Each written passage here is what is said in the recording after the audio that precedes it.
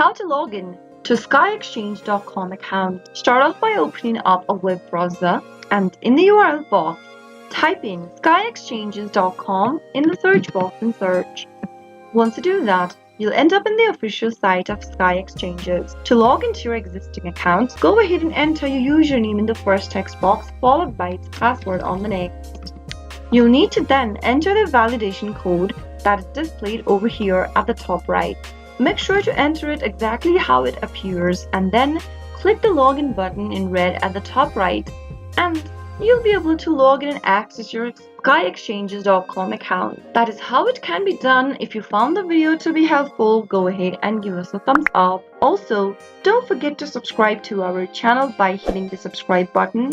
Press the notification bell so that you'll never miss another upcoming upload from us. I'll soon be back with more videos like this. Thank you for watching.